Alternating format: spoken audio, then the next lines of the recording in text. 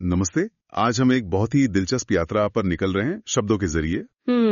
हमारे पास 10वीं कक्षा की हिंदी की किताब से एक पाठ है, गोवा जैसा मैंने देखा, जिसे लिखा है विनय शर्मा ने। इस विश्लेषण का मिशन साफ है, इस पाठ को महाराष्ट्र बोर्ड की परीक्षा के नजरिए से समझना। बिल्कुल। हम पाठ के हर पहलू को कवर करेंगे, मुख्य बिंदुओं को उजागर करेंगे और हाँ, जरूरी शब्दों और व्याकरण पर भी ध्यान देंगे। बिल्कुल। हमारा उद्देश्य सिर्फ कहानी सुनाना नहीं है, मतलब वो तो है ही, पर उससे ज्यादा ये समझना है कि लेखक हमें गोवा की संस्कृति, उसकी प्रकृति और जीवन शैली के बारे में क्या बताना चाहते हैं। सही। और साथ ही ये भी देखेंगे कि परीक्षा में इस पाठ से किस तरह के सवाल बन सकते हैं। तो चलिए इस विश्लेषण को शुरू करते हैं।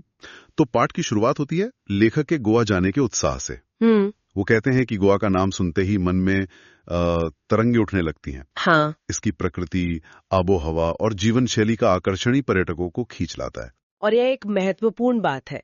लेखक कहते हैं कि वो जीवन की समस्याओं और भागदौड़ से दूर कुछ समय के लिए सुकून पाना चाहते हैं। एक पंक्ति है, जिन जीवन की कई सारी समस्याओं से जूझ रहे हों तो उनसे निजात पाने का सबसे अच्छा तरीका पर्यटन ही है। ये पंक्ति जीवन में पर्यटन के महत्व को दिखाती है। बिल्कुल। ये सिर्फ घूमना नहीं है, ये एक तरह की थेरेपी है। अच्छा, तो लेखक गोवा एक्सप्रेस से मडगांव स्टेशन पहुंचते हैं और फिर एक टैक्सी से बेनावलिम बीच के एक रिजॉर्ट में। हाँ। यहाँ वो गोवा की खासियत बताते हैं कि ये राज्य 2 भागों में बटा है, दक्षिण गोवा और उत्तर गोवा, और इसकी राजधानी पणजी मांडवी नदी के किनारे है। ये जो मांडवी नदी का उल्लेख है ना, ये छोटा सा डिटेल है पर इम्पोर्टेंट है। क्यों?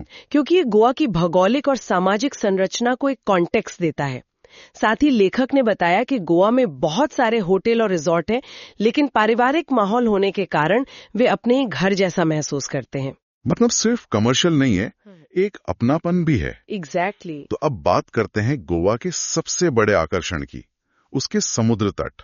लेखक सबसे पहले बेनावलिम बीच का वर्णन करते हैं, जो बहुत ही खूबसूरत और शांत है। और देखिए, बेनावलिम बीच पर लेखक के अनुभव में एक बहुत गहरा जीवन दर्शन छिपा है।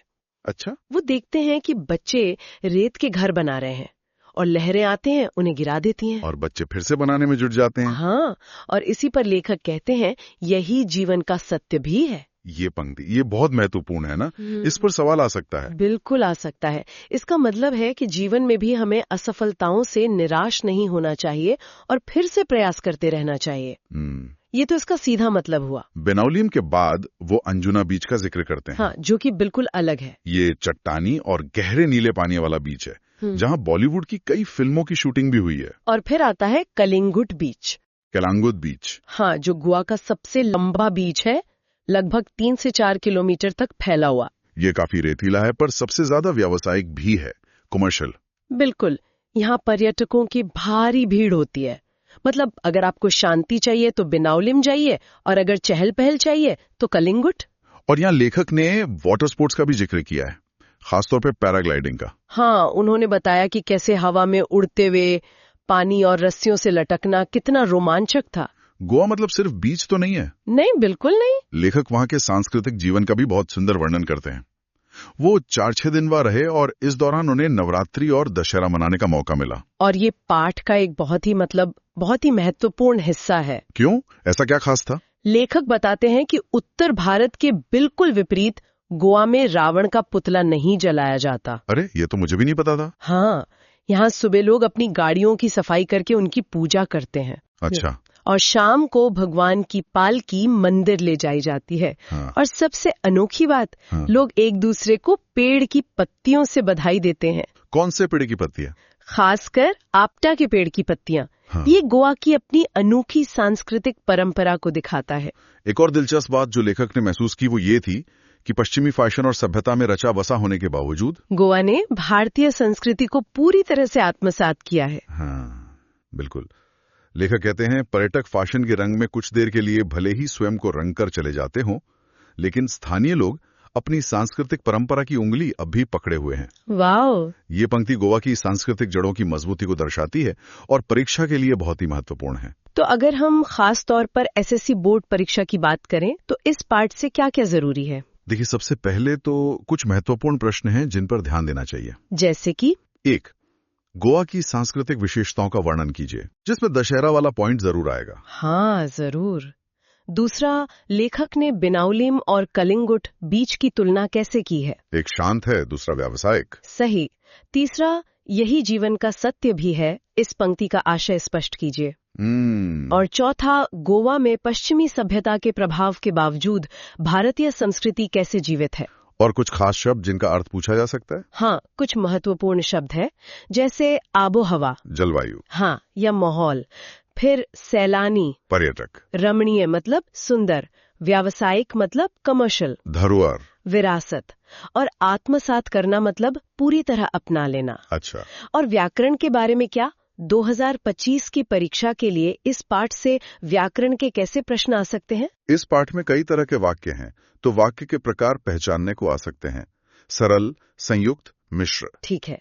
कुछ शब्दों के समानार्थी या विरुद्धार्थी शब्द भी, जैसे सुबह का शाम। बहुत बेसिक। हाँ, और पाठ में आए उपसर्ग और प्रत्यय वाले शब्दों को भी पहचानने के लिए दिया जा सकता है। साथ ही वाक्यों में से कारक पहचानने जैसे प्रश्न भी बन सकते हैं। तो कुल मिलाकर ये पाठ हमें बताता है कि गोवा सिर्फ मौज मस्ती की जगह नहीं है, बल्कि यह प्रकृति, संस्कृति और आधुनिकता का एक अनूठा संगम है। सही कहा। तो अगर इस पूरे पाठ का सार मतलब समरी हिंदी और इंग्लिश में देनी हो तो हम कह सकते हैं, सो दिस चैप्टर, गोवा जैसा मैंने देखा, is a travelogue by Vinay Sharma. He shares his family trip experience, highlighting the beauty of Goa's beaches like Binolim, which is calm, and Kalangut, which is very commercial. Right. The most important takeaways about Goa's unique culture. लेखक ने observe किया कि western influence के बावजूद वहां के लोग अपनी भारतीय परंपराओं जैसे दशहरा को बहुत अच्छे से निभाते हैं। It teaches us about finding peace in nature and staying connected to our cultural roots. और जाते जाते एक विचार, ये पाठ हमें सोचने पर मजबूर करता है।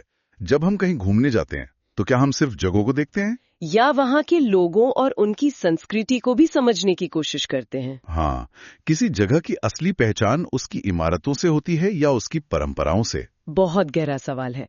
और इस तरह की और विश्लेषण के लिए सीखो विद शिखा चैनल को सब्सक्राइब, लाइक और दोस्तों के साथ शेयर कर सकते हैं।